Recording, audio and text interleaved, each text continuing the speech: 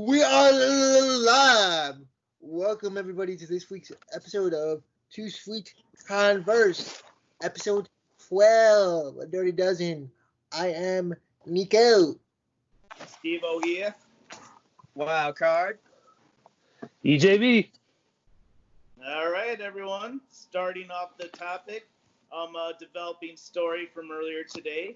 It looks like WWE Evolution 2 might be happening at the end of August after SummerSlam.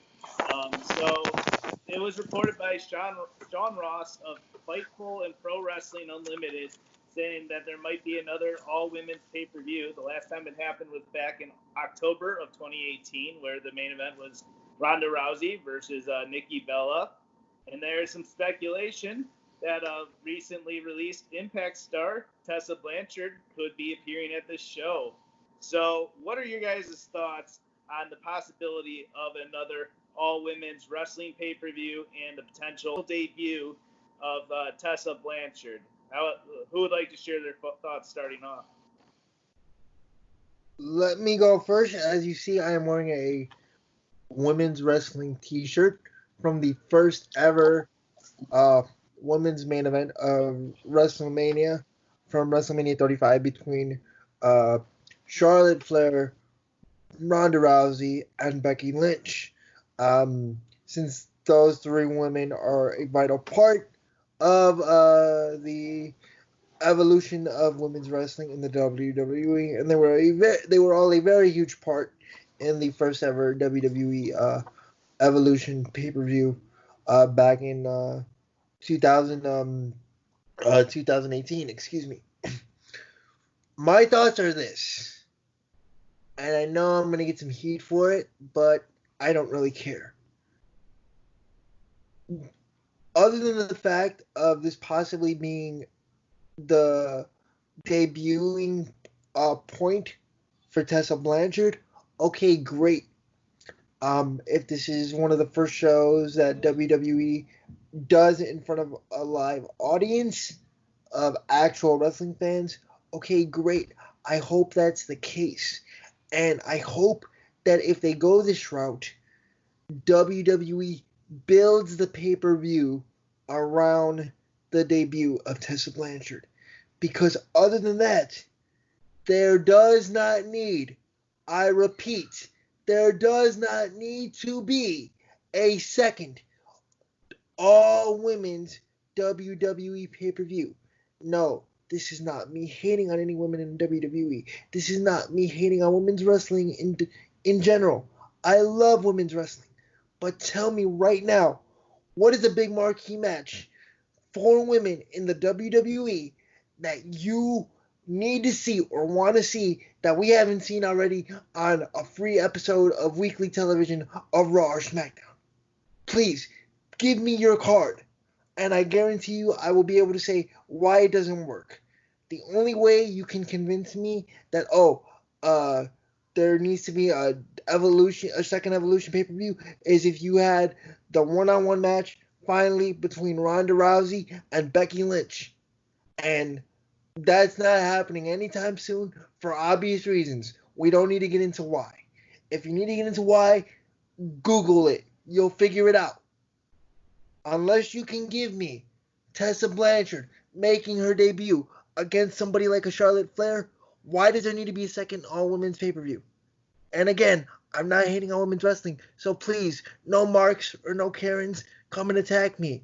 But I'm legit asking, from a wrestling standpoint and a business standpoint, why does there need to be a second all-women's pay-per-view? Convince me otherwise, please. All right, who would like to take this one next? Thank you for your thoughts, Nico. EJB? Yeah, definitely take this one next.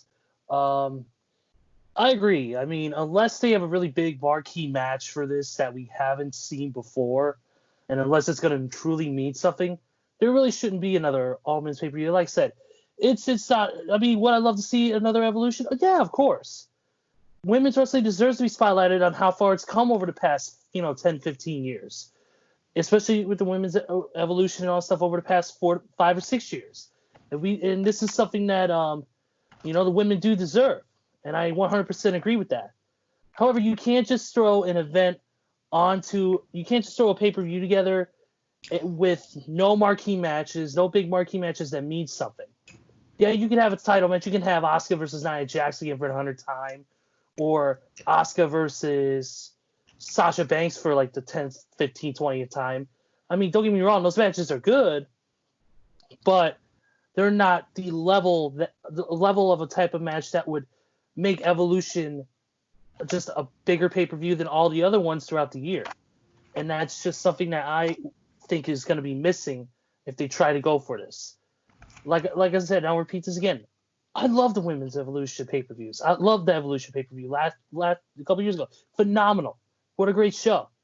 But yeah, like he said, with Ronda Rousey being out, Becky Lynch being out, without those two having that marquee match, and we don't even know, Tessa Blanchard is rumored to debut WWE soon. Okay, but she could debut without the show. She don't need the Women's Evolution pay-per-view to debut at. She could debut at a Raw. She could debut at SummerSlam. It don't matter. As long as she's got the opportunity to showcase her skills on a worldwide basis on pay-per-view, I'm fine with that. But like I said, Women's Evolution does not need to happen this year. All right, EJV, thank you for your thoughts. Wild card, go ahead. Okay, all right.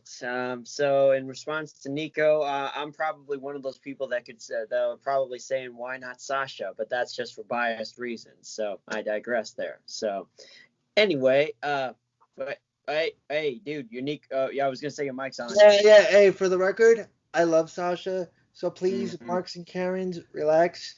Yeah. But come on. Okay. All right. Anyway, I'm not going to be terribly long about this one here. So I'm with the rest of the guys on this. I think it's really cool to for them to actually have a women's pay-per-view. I mean, I've said this before in previous episodes. We're in an age where female wrestling is at its best right now. Especially with the talent, whether it's in WWE or AEW.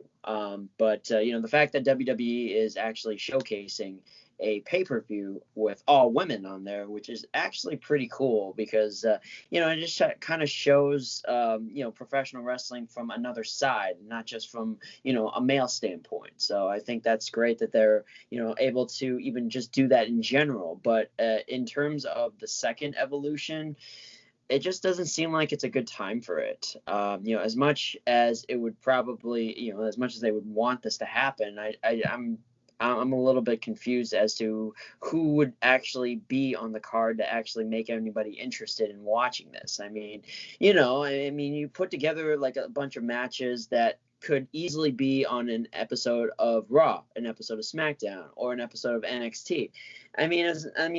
For something like this, you got to have something like special for the card, like a good build up to the story for each match, and not just like put let's put these women together and just put them in a match for Evolution, just as a filler.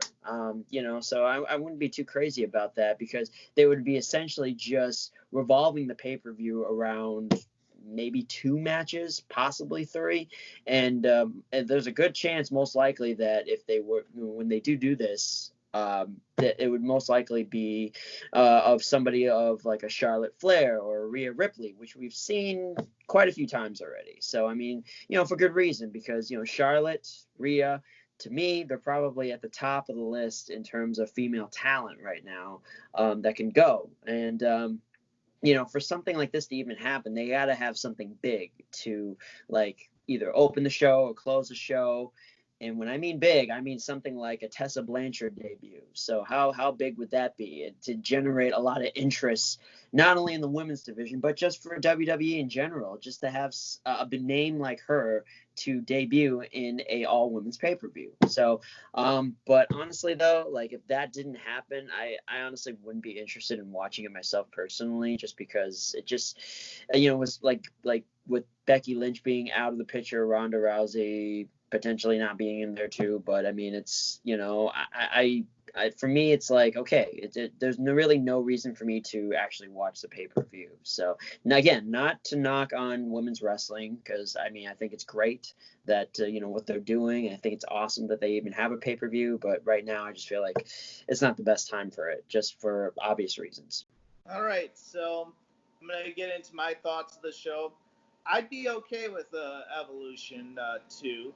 I would have been okay with it happening last year. However, circumstances prevented it from happening. We won't get into that. But here's my main issue. If these rumors do prove to be true, the fact they're having it a week after SummerSlam, if that rumor is really so, shows they kind of have little regard for the buildup of that. I mean, in the past we've seen Survivor Series be 1 week and then ECW One Night Stand be like 1 or 2 weeks after, but that's a whole topic for another episode. But getting to the point, if they can get someone like a Ronda Rousey to return, barring whatever circumstances preventing her from coming back, whether it's just she doesn't want to come back or they're well underway in the process of having a baby, which to my knowledge isn't happening, or she just is rather be a video game streamer, whatever you will.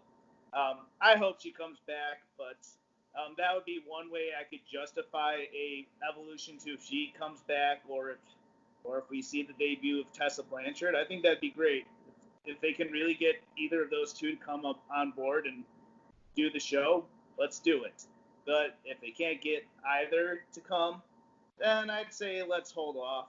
I mean, there are some potential matches, maybe a Rhea Ripley versus Asuka or something like that. If they can get an enticing enough card, then I'd say, sure, let's do Evolution 2. But I agree. I would otherwise agree with you, gentlemen. Let's hold off on it. Or at the very least, if it's going to happen, let's put it in September or October and not make it a half-ass. Oh, yeah, we have SummerSlam and next week is this show. Let's do it. But that's pretty much all I have to say about that. We'll see if this even ends up happening. So on to the next topic. We're going to be discussing a title that was redesigned on Raw. Wildcard in the other box has the original design. But we're talking about the United States Championship. It's been mixed. It's been met with mixed reactions online. MVP revealed it to the audiences, and he's going to be challenging Apollo Crews for that at Extreme Rules, the horror show, or the horror show at Extreme Rules, excuse me. But yeah, the main thing we're going to talk about is what our thoughts on this newly designed U.S. Championship is. Who would like to share their thoughts starting off? Can I take this one, please? Yes. Yes. I'll be honest. This is something I've been thinking about for a while, because I mentioned this on the previous episode that this happens to be one of my favorite designs. I mean, here, I'll let you guys. I'm sure everyone knows what the old design looks like, but right here, the design.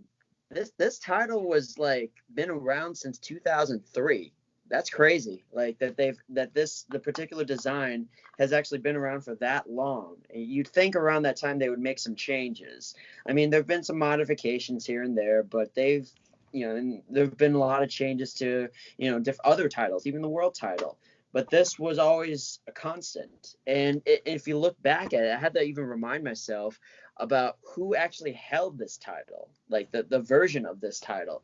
I mean, I look through the names and it's a pretty damn prestigious list. I mean, you look at the list here. I mean, the first ever champion was Eddie Guerrero for the WWE's United States Champion version of it. And then you got guys like Big Show winning the title, John Cena, Booker T. I'm running down the list here. JBL, R-Truth, Dolph Ziggler, Kofi Kingston, AJ Styles, Chris Jericho. Basically, it's a prestigious group of wrestlers who have held this title. And the thing is that when they revealed the new title on Raw, this is going to come to a shock, but I actually like that title. I've been hearing a lot of people knock on it, saying like, "Oh, it's a shitty title. They should have never gotten rid of this design here too." But let me ask you something: were they actually going to stick with this version for the rest of the whole time. I mean, with it, they had to have changed this. They changed the Intercontinental title. Hell, they changed the women's title to a certain degree. So, I mean, it was about time that they actually changed it up. And honestly, it looked good to me. I mean, there was nothing wrong with it, at least in my eyes. Some people are going to say otherwise, but as Nico said, they're just a bunch of Marks and Karens out there who just want to get attention for themselves. So, honestly, I like it. You know, some people might knock on it, but I like the design. I mean, especially when you consider that we have to deal with the 24/7 title, which is probably the ugliest title from the get-go. But you know, just a reminder that this title, it can be argued as probably one of the prestigious titles in WWE, based on who has held it and just the prestige behind it. So anyway, that's my niche. Someone can take the baton here. I'll go because I'll be quick. Okay. This was the United States title was one of the few things I was very happy about that WWE absorbed when they acquired everything from WCW. That was one of the few things that I was very happy about.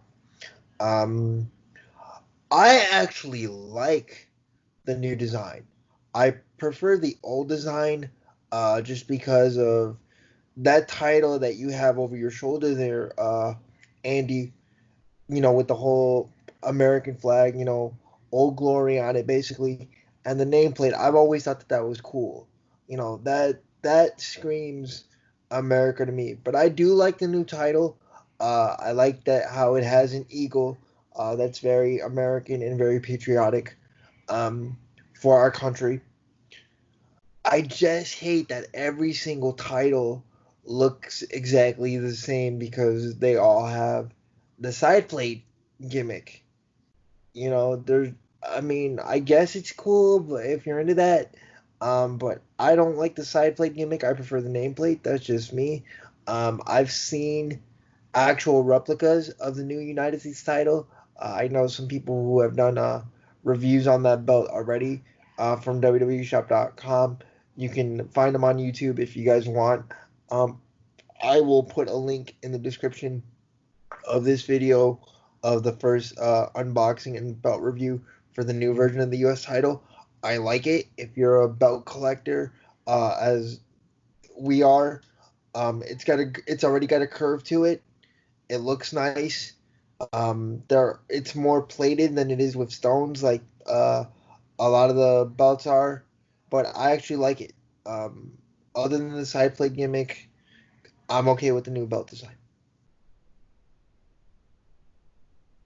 Very nice. EJB, go for it. Well, to piggyback off what Andy said, you know, probably when R-Truth won the United States title, he probably thought it was the WWF Light Heavyweight Championship, but I digress. No, but seriously, I like the design of this title. I think the center plate overall, I think the center plate does scream Americana. It screams America. The eagle, the waving of the stripes in the background. I think it's amazing. I think it's a great looking title. Of course, a lot of people have said one thing, and I do agree with this, is that if you notice where the WWE logo is and you have the stars up top. Yeah, would I love it to be blue in the background? Like people have said, absolutely. I think it would just add more color and it would just make it pop more, personally. While the old version of the US title is personally one of my favorite titles, because it was held by Cena, because it was held by JBL, because it was held by so many great legends and Hall of Famers. And I also love the fact it was the only belt that still had a plate on it, the nameplate.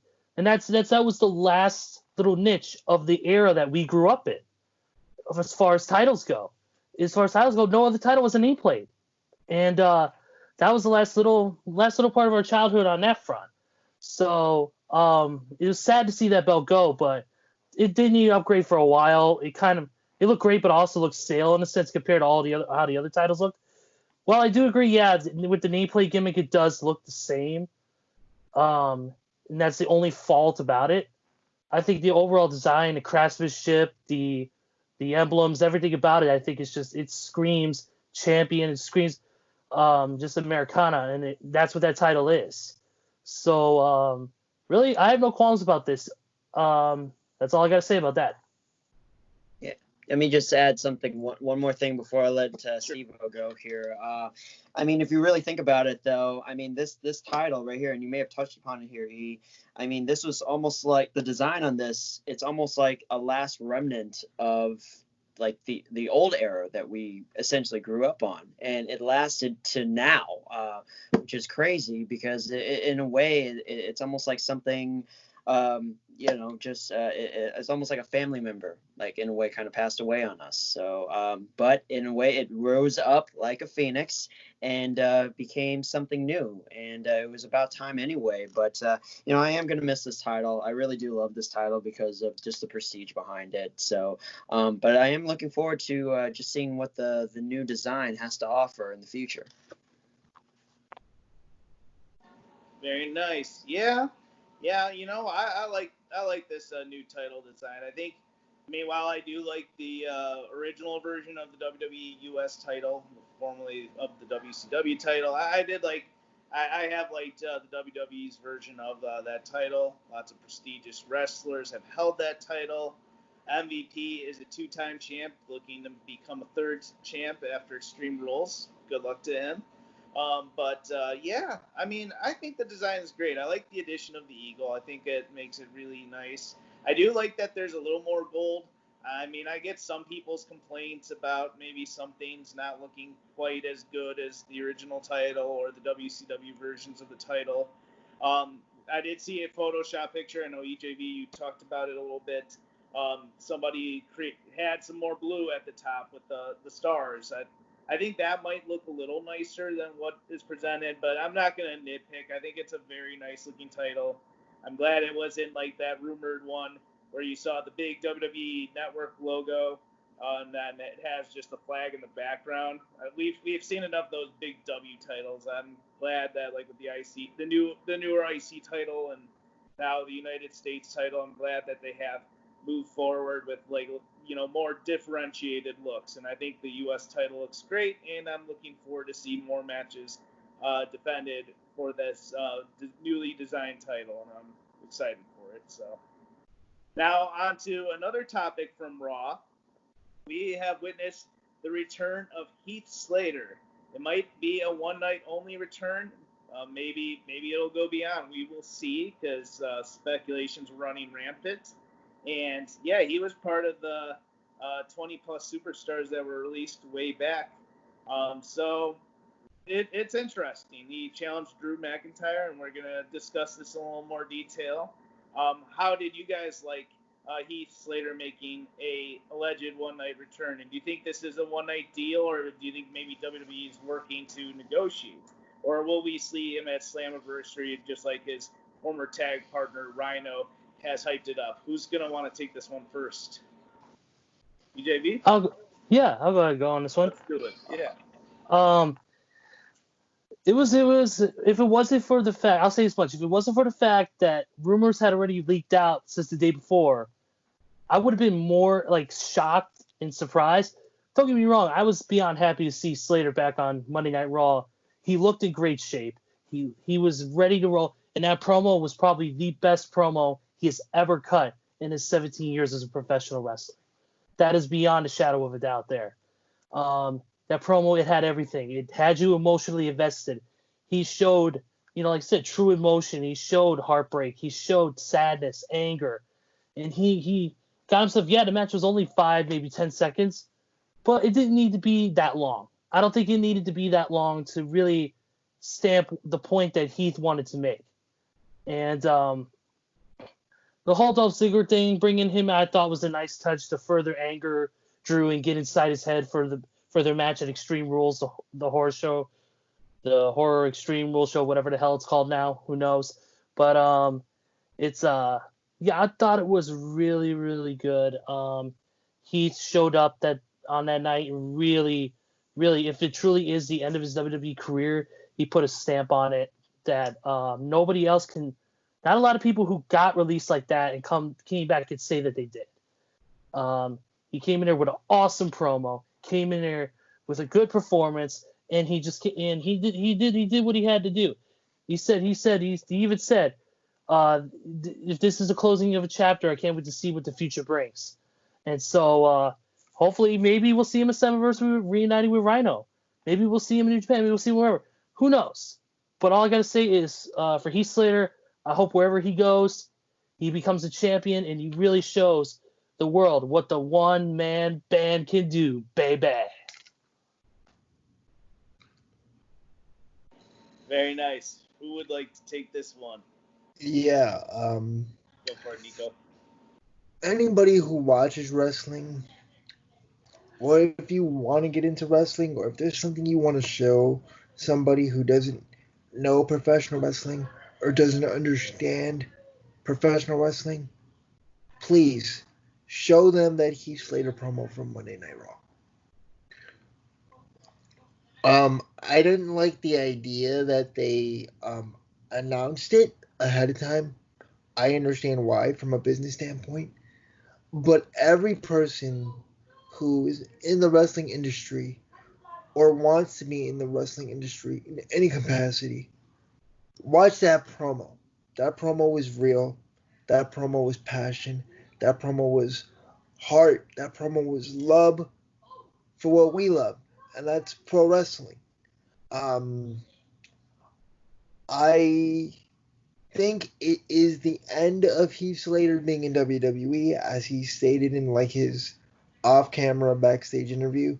And I'm glad that the WWE gave him the opportunity to at least close that chapter. I wasn't surprised that the promo was good by Heath.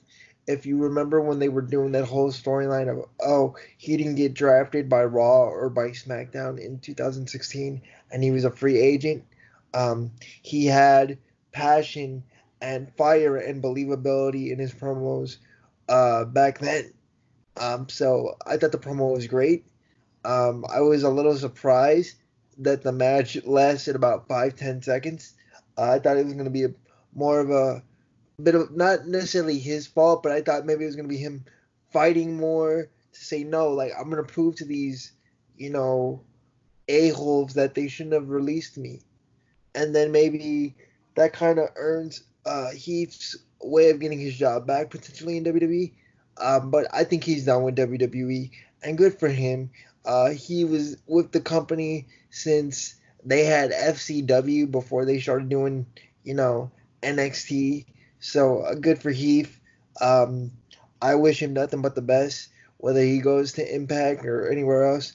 I think he's going to be just fine. He looked to be in great shape on Monday Night Raw. I love that he came out wearing the free agent t-shirt. I thought it was great. And I'm excited to see what the one-man band does next. Baby. Very nice, Nico. Wildcard, your thoughts on the one-man band making a return on Raw? Yeah. I mean, it was. I still get chills just thinking about that, or even just seeing it, or just watching it again on. I was actually watching it on YouTube again, and man, I got chills just from that one segment afterwards from what he and Drew did. But man, that was a really good promo that he shot on Raw. I mean, it was just as heartfelt as I've ever seen him ever give a promo. And he's always been good, from a solid promo. He can definitely cut a promo for sure. And he's been always good in the ring. So I've always been a fan of Heath Slater. I just felt like he just never got that one big opportunity. I mean, the closest he ever gotten to that big opportunity was that, the storyline that he and Rhino did when they were essentially in that tag team tournament, the Crown SmackDown Tag Team Champions, and they had to win that tournament to essentially keep their jobs. So but other than that, there really wasn't a whole lot for him. Three, of course, we got 3MB doing their thing. So that was a nice touch. But it was nice to see him come back, because I honestly thought that at the time that they were just going to pull Drake Maverick and maybe offer him another contract. But then when the squash match actually happened, I was just like, okay, well, maybe that was just really a one-time thing for real. But I think the send-off that they had, Drew and Heath had, I mean, that was just, something that was very emotional. And I feel like that is going to be remembered for a long time. can't wait to see what Heath Slater has in store, whatever he does, because he looked great from a physical standpoint. He definitely still has enough in the tank for another round, or whether it be for another company, we don't know for sure. But, I do wish him all the best and all of his endeavors, because I feel like, he will step up his game wherever he goes, and people will know the name Heath Slater, baby. Very nice, very nice. Yeah, I mean, I thought it was a nice return. Yeah, it does suck that the dirt sheets got out announcing, oh, he's backstage at Raw. I'm like, oh, come on. Like, if we would have found it out the very night of, I think that would have been even better. Doesn't take away from it being a good thing. But yeah, so, I mean, like, yeah, I enjoyed it. I mean, it being a squash match, I am thinking it is Heath's send-off. I'm glad he did get a conclusive chapter if this is really the final appearance of Heath in the WWE. Because, I mean, he has been a mainstay for a little over 10 years. I mean, ever since the reality show of NXT, he was part of the Nexus group. He actually proved to be a very strong entity. He has shown, like Nico mentioned, he has shown some strong acting skills with, how he was, looking to be drafted onto another show, or being undrafted is what I meant to say. But yeah, he did show like strong character, and his promo on Raw was very intense and very serious. I like that, seeing that side of Heath, and yeah, he got himself in some great shape. So I could see WWE trying to get him to come on board, to stay, but I kind of hope he does. Like, if they have tried to, I hope he just goes to Impact. I can't believe I find myself saying that because it's Impact Wrestling and I'm not the biggest fan, but I think he'd be beneficial there more right now than in the WWE. Maybe he can go to another promotion, but well, I digress. Just to add on to that, I just wanted to add something to what you just mentioned there, Steve. I mean, Drew McIntyre, he made a little stop in Impact Wrestling, and look what happened to him. Yeah, you never know. Like, we'll see what happens. Maybe bigger things are on the horizon, whether it's in Impact or whatever promotion he may turn up. We'll be talking a little bit about Slammiversary next week. So either way, best of luck to Heath. Thank you for your awesome appearance on Raw, and thank you for all your hard work. I wish you the best continued success wherever you may go. Baby. So we're going into the next topic. It is the segment of the week that I think lots of the cosplayers will enjoy. It is the Cosplayer of the Week segment. And this week's segment here is with SamHain is his name. I'll start this off, and then whoever wants to take it next, I'll pass it on to you. SamHain started cosplaying around the end of 2015. His first convention was XCon in Myrtle Beach. I love that name, by the way. I'll take it from here now. All right. So Sam got into wrestling as a kid and was a big fan of Mankind. Chris Jericho's always a staple favorite as well. Very good choice. And Sam would say that Bray Wyatt is his current favorite wrestler in WWE today. His signature cosplay. Hold on. Myself. His signature cosplays include one of my favorite Star Wars characters of all time, Darth Maul, and Hellboy. Great choices there. In addition to cosplay, SamHain does fire performances, which I saw a few videos on his page, and you'll see one in the video package. Pretty crazy stuff, but very cool. Holy shit, fire performance. Yeah, like actually playing with fire, like Super Mario, I gotta see this. I was gonna go with Kane setting people on fire, but I digress. Well, Damn. There you go. That's more wrestling related. Damn. All right. Probably like a pyromaniac here. I like that. You can see his cosplays and firework on both his Facebook, Instagram pages, and this video right here. So go check it out.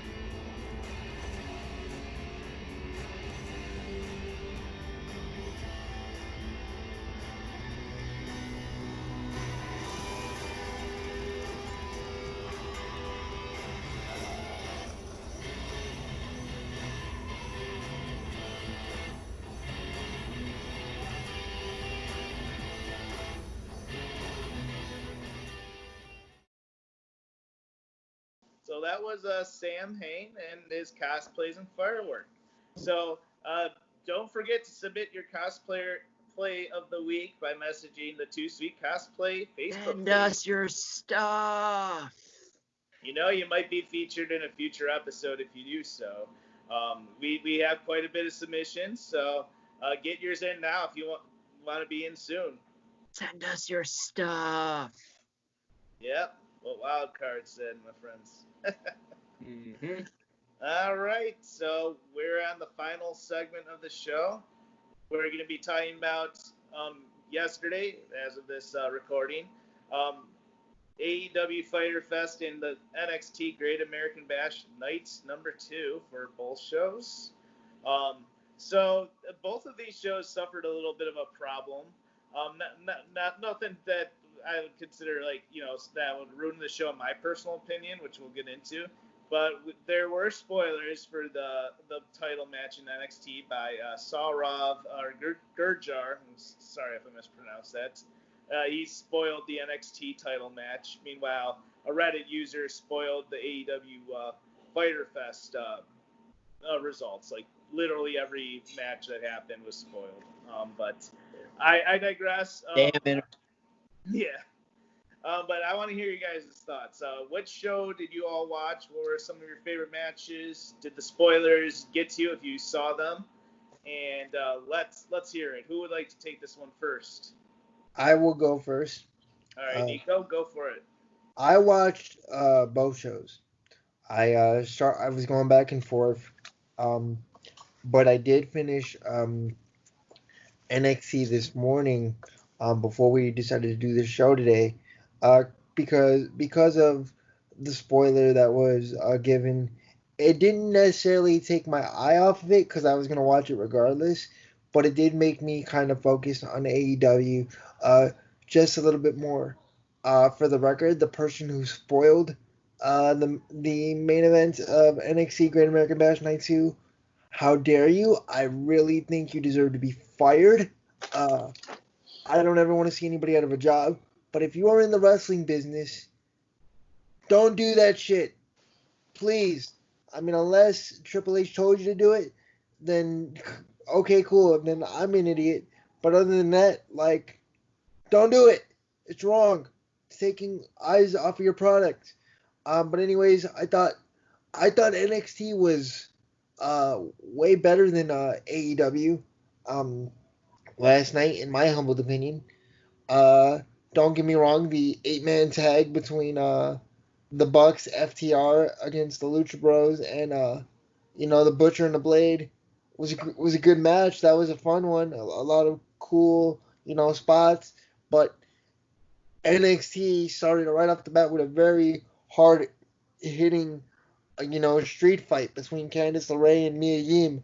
The main event between Adam Cole and Keith Lee told a story of who really is the best and who really could be leading the WWE into the future.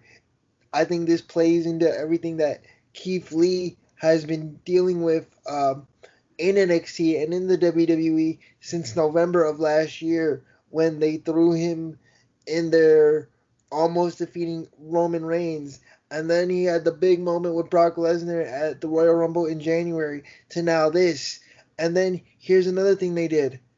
They had Karrion Kross and Scarlett looking on, and they showed them after the conclusion of the match, thus leading and building to the next story, which is beautiful storytelling, which is what we are missing in wrestling these days altogether. Other than that, I thought what AEW did to counter that wasn't really that great. And it's no disrespect to Chris Jericho and Orange Cassidy. I'm a fan of both. But when you have Orange Cassidy being the cool, chill dude for so long, what makes me think, if I'm a casual viewer, oh my god, this guy's going to beat Chris Jericho, arguably one of the best of all time? So that's all I got to say about it. For those of you like, oh, AEW's caring about the demographic because of the revenue, this and that, etc., etc. Yeah, okay, whatever, dude. the wrestling age changes from a fan's perspective. As a wrestling fan, when you age, your things of what you like or what you dislike, that changes over time. So the whole thing about the demo, I don't really care. NXT had a better show for the third week in a row. Very nice. Take this. JB? Yeah. Personally, for me, I watched both shows this morning. I work a midnight shift at a grocery store, so unfortunately I don't get to watch both shows.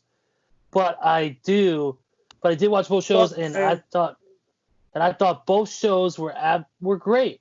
I thought both shows were great. I'm gonna go with NXT as the better show this week, mainly because of the wrestling and the storytelling, like Nico said.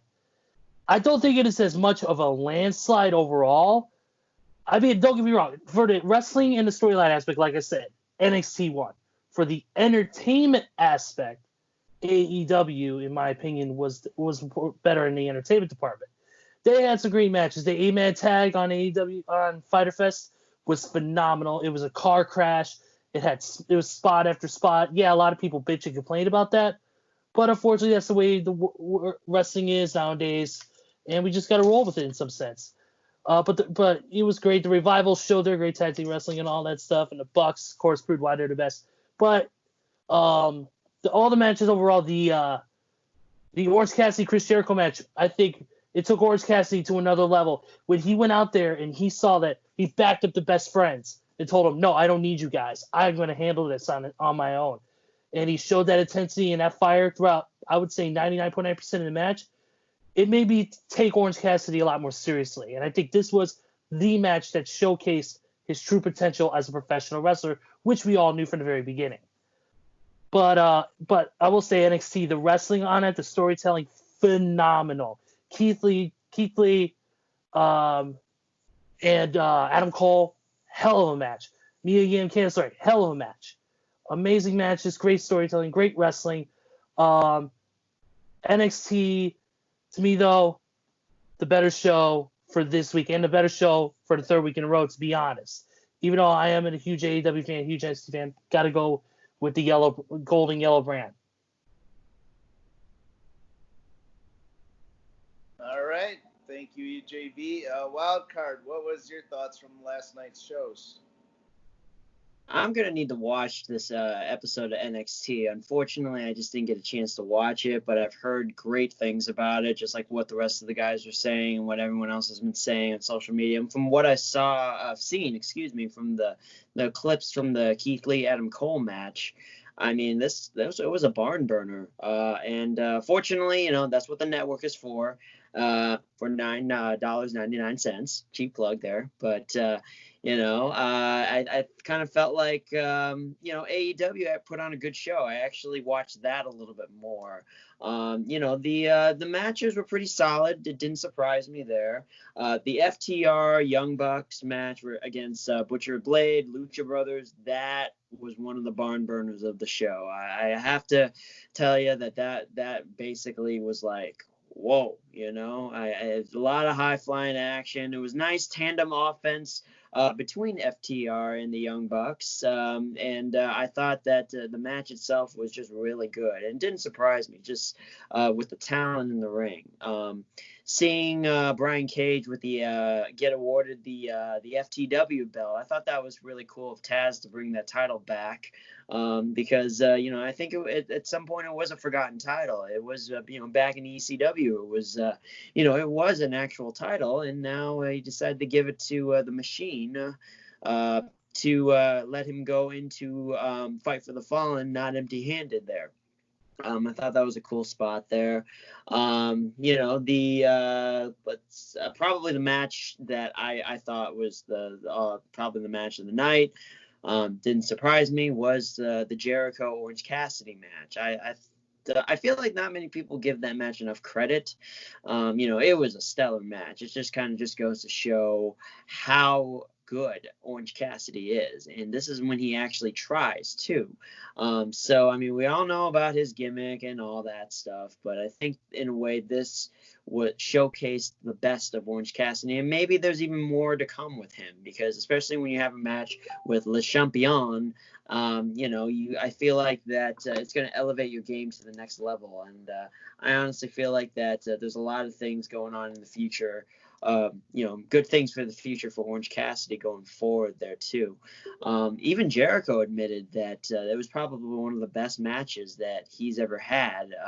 And I don't know if this is in reference just to AEW or just his whole career, but either way, I thought the match itself between those two, outstanding. So, but as for NXT, I can't really comment on it too much because I haven't really had the opportunity to watch it. But I am definitely going to have to take the opportunity to do it based on what everyone's been saying. What a great time to watch wrestling on Wednesday night now, right? Yeah, absolutely. Yeah. I mean, Wednesdays is the best night of wrestling. I mean, in the past, Monday was the best, but Wednesday takes the cake for me. So I was mostly focused on NXT on Wednesday. I try to watch both as much as I can, like whether it's flipping the channels or I'll get my computer out and put.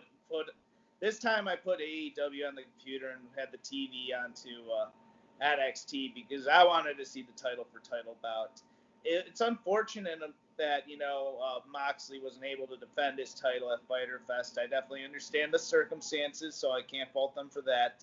But I think maybe the way they laid it out, they added the tag title match to open the show, which it was a decent enough match of what I saw, but it definitely wasn't something where it's like, a must-see match. It felt more like a regular Dynamite rather than a pay-per-view-esque show for that. But I really did like the 8-man tag with FTR and Young Bucks taking on the Lucha Bros and the Butcher and Blade. That was a great match.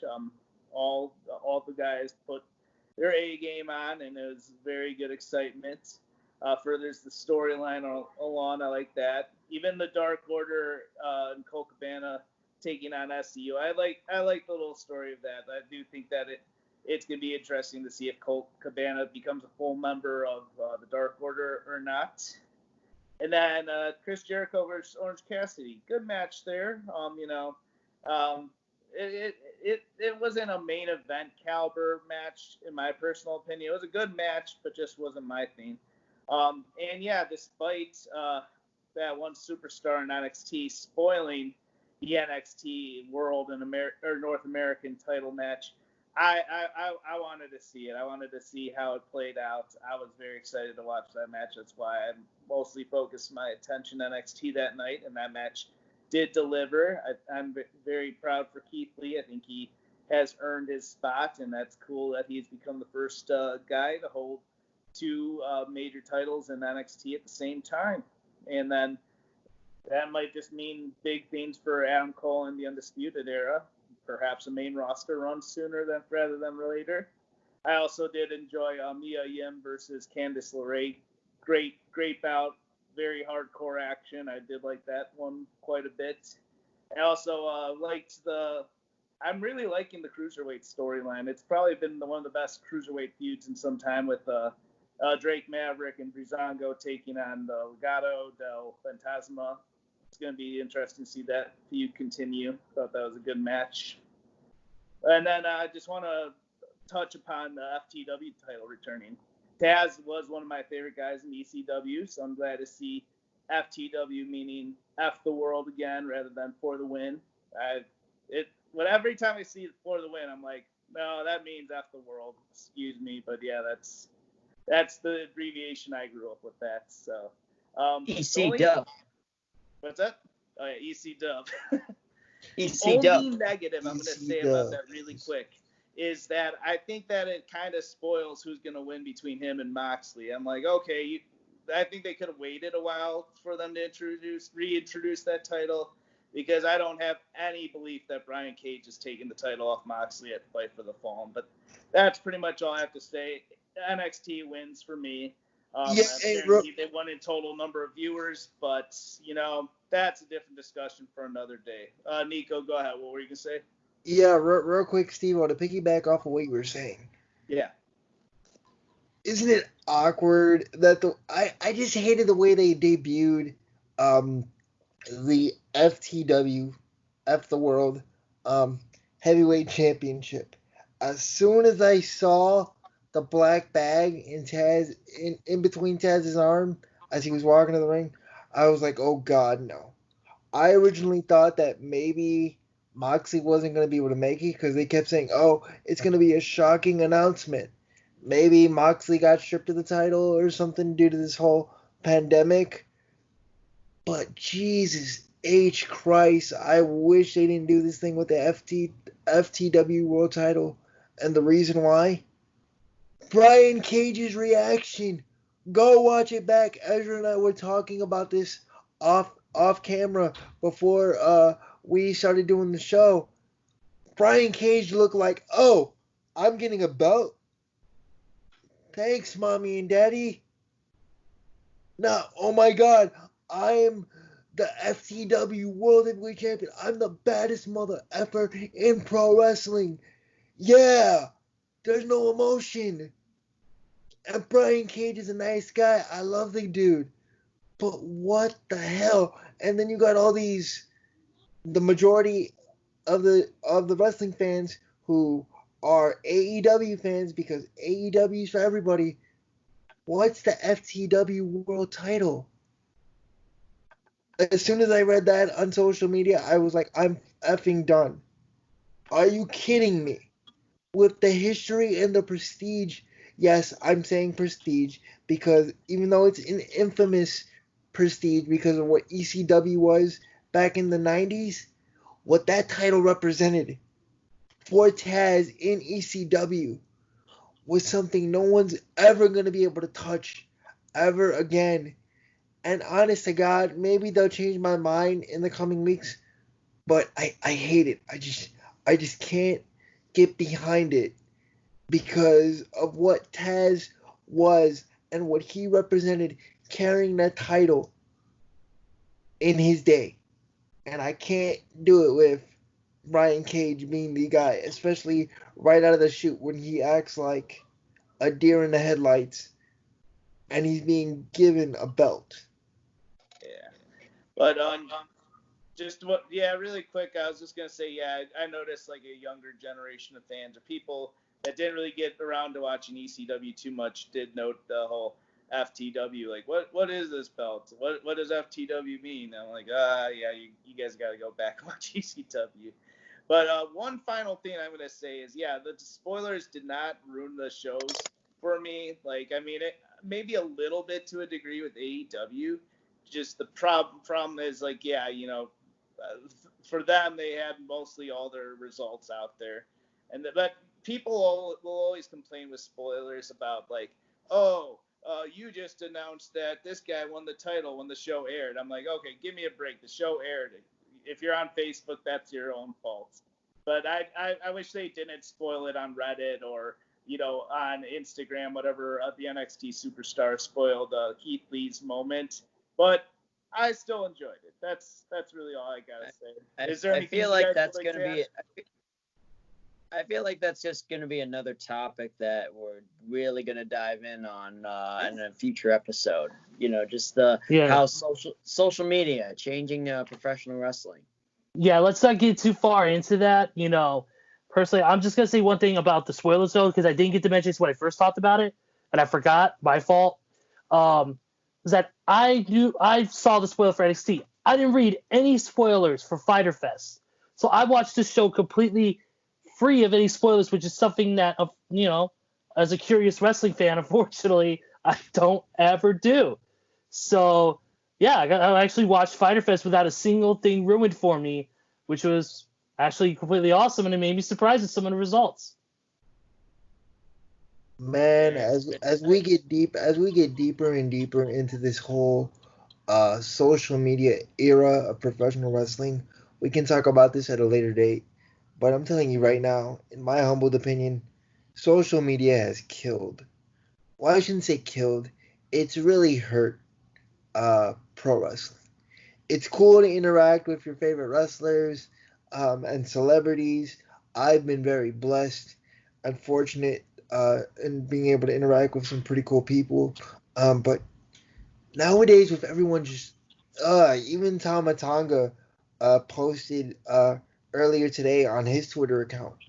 Is pro wrestling really that bad, or is it just the toxicity of social media? Yeah, that's definitely going to have to be a future topic. But yeah, I want to thank you all guys for watching our program, as always. And it's always a great discussion with all you gentlemen here, too. Love you guys. Yeah. Oh, before we go, it's somebody's special birthday. Are we really doing this? Hell yeah! You did it for my birthday, so why not you, jackass? Well, that's on your birthday. Shut up. All right. Well, one, a two, a three. Happy birthday to you. It's already a train wreck. What? Start over. You're all singing up. You're ruining the damn song. we kind of botched this here. Yeah. All right. Well, yeah. Here, I'll give you one of these instead. Yeah. There you go. 1, 2, 3. Happy birthday to you. Happy birthday to you. Happy birthday, dear Nico. Happy birthday to you. I felt like the sloth from Zootopia. Oh, God. Oh, my God. I would rather watch an Orange Cassidy match than have to endure that again. That was awful. Oh. I'd rather listen to Jim Cornette's podcast. Hey, I do listen to Jim Cornette's podcast. It's actually I'd rather hear Jillian Hall sing. Yeah. Hey, at least Jillian Hall is a hot blonde. Or wait, is she even still blonde? All right, guys. This is the now it's the end of the show. We thank you guys for joining us. Yes. Subscribe to the YouTube channel and don't forget to give this video a like. Give us any sort of criticism, positive feedback. We look forward to hearing you guys. Give us any topics also we would like to talk, like for us to discuss on the next show as well. We're open to all suggestions. Oh, hey, real quick, in all seriousness, don't tell us to say. Go ahead. What? No, go ahead. No, and real quick, in all seriousness, I love you guys. Thank you for the birthday wishes. Thank you for singing me happy birthday. A lot of you know what I've been through, especially you three, especially the past year of what I've gone through in my life. And without you guys, I don't know if I would have made it to my 28th birthday. Seriously. So from the bottom of my heart, I love you three very, very much. You guys are my brothers. Pain in my ass, but you guys are my brothers. I love you. Thank you so much. To the viewers and to the listeners of our show, thank you. Please send us your stuff. Give us your input so we can keep on doing these shows. So we can keep on doing these shows and get better and better. We're only 12 episodes in. And I'm excited. Thank you, guys. Yeah. Steve-O, close us out. Yeah, all thanks, right. guys. Follow us at 2 Sweet Cosplay on Facebook, Instagram, and Twitter as well. And next week, in addition to another episode of 2 Sweet Converse, we will also be doing predictions for the horror show. Woo! Like the stupidest name ever. Yep. I'd rather see Rocky Horror Picture Show than that shit. Yeah. Oh boy. Come on, let's go do the time warp again. Come on. Let's do the time warp again. All right, everyone. You have a great night. All right. Later. All right, too sweet.